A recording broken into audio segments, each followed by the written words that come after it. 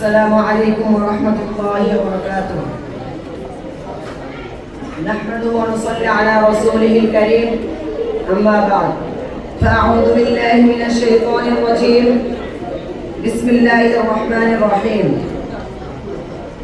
يا أيها الذين آمنوا لا ترفعوا أصواتكم فوق صوت النبي ولا تجهروا له بالقول كجهر بعضكم لبعض أن تحبط أعمالكم وأنتم لا تشعرون.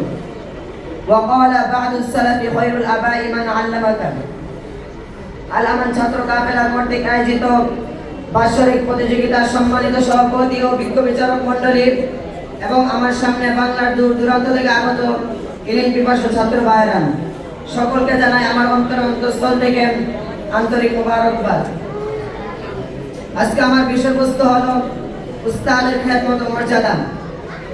মুহতারাম হাজিরিন, ইলমে নবী শিক্ষার অভাবে যখন মারামারি, হানানি, জুলুম আর অত্যাচারের পরিস্থিতি বিরাজ করছে, কোরআন হাদিসের দারুল বাহক তথা হক্কানি উলামায়ে কেরামের সম্মান ও মর্যাদা না দিয়ে উপেক্ষা করা হচ্ছে। কোরআন হাদিসের দারুল বাহক তথা হক্কানি উলামায়ে কেরামের সম্মান ও মর্যাদা না দিয়ে অপেক্ষা করা হচ্ছে যখন স্কুল, কলেজ ও বিশ্ববিদ্যালয় এবং কোন মাদ্রাসায় উস্তাদের যথাযথ মর্যাদা দেওয়া হচ্ছে না। উস্তাদ ছাত্ররা বেয়াদবি করছে উস্তাদের সাথে এবং খেদমতের পরিবর্তে গুলি ও ছুরি মেরে উড়িয়ে দিচ্ছেন উস্তাদের মান মর্যাদা। তখনই আমি আপনাদের সামনে উস্তাদের মর্যাদা খেদমত সম্পর্কে কিছু বলতে মঞ্চে দাঁড়িয়েছি। মুহতারাম হাজিরিন, আমাদের বুজুর্গানে দিনের মুখে একটি কথা প্রসিদ্ধ আছেন, তা হলো এই খৈরুল আবাই মান আলামাকা, অর্থাৎ তোমাদের উত্তম পিতা হলো সেই ব্যক্তি যে তোমাকে ইলমে দ্বীন শিক্ষা দিয়েছেন।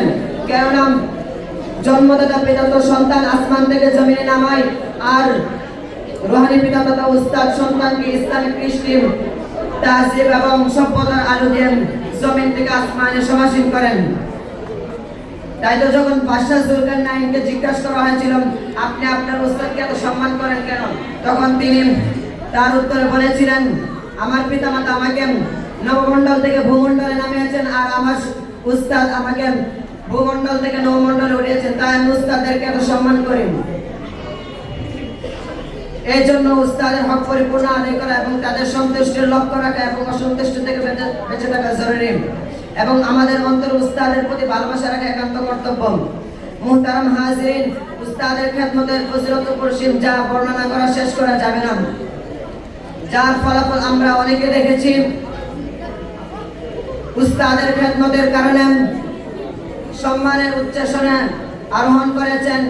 এছাড়া উস্তাদের খেদমত করলে ইলমের মধ্যে বরকত হয়, সফলতার দ্বার উন্মুক্ত হয়, অসাধ্য কাজও সাধিত হয়ে যায় এবং আল্লাহর সন্তুষ্টি অর্জিত হয়।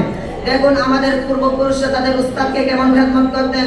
একবার হযরত আবু হানিফা রাহমাতুল্লাহ আলাইহি তার উস্তাদ নিজের পায়ে জুতা উপহার স্বরূপ দেন, তখন জুতাগুলিকে তিনি পায়ে না পরে মাথায় জুতাগুলিকে টুপি বানিয়ে মাথায় পরেন। এবং অন্য একটি ঘটনা শোনা যায় যে হযরত আবু হানিফা রাহমাতুল্লাহ আলাইহি দুই দিকে পা ছুঁড়ে বসতেন, এক বাইতুল্লাহ দিক এবং দ্বিতীয়ত উস্তাদের বাড়ির দিকে। এই জন্য আজ আবু হানিফা হতে পেরেছেন, যাকে পুরো বিশ্বের মানুষ ইমাম আজম নামে ছিলেন।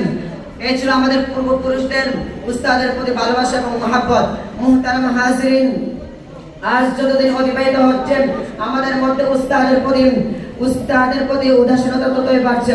উস্তাদের মন্তুষ্টির প্রতি আমরা লক্ষ্য করছিলাম, আর স্কুল কলেজের কথা তো বাদ দিলাম, স্কুল কলেজের মধ্যে উস্তাদের সাথে বেয়াদবির হাত ক্রমশই বেড়ে চলছে।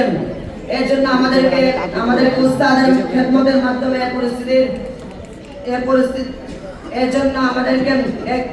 উস্তাদের খেদমতের মাধ্যমে এই অবস্থার পরিবর্তন ঘটাতে হবে এবং উস্তাদের মর্যাদাকে অনুধাবন করা শিখতে হবে। আর না হয় যদি এভাবে দিন অতিক্রম হতে থাকে, তাহলে আল্লাহ তাআলা আমাদের মধ্য থেকে ইলম উঠিয়ে নিয়ে যাবেন। এর জন্য আমাদেরকে বিশেষভাবে সতর্ক হতে হবে এবং আল্লাহ তাআলা আমাদেরকে উস্তাদের পরিপূর্ণ হক আদায় করা এবং তাদের প্রতি ভালোবাসা এবং শ্রদ্ধাশীল হওয়ার তৌফিক দান করুন।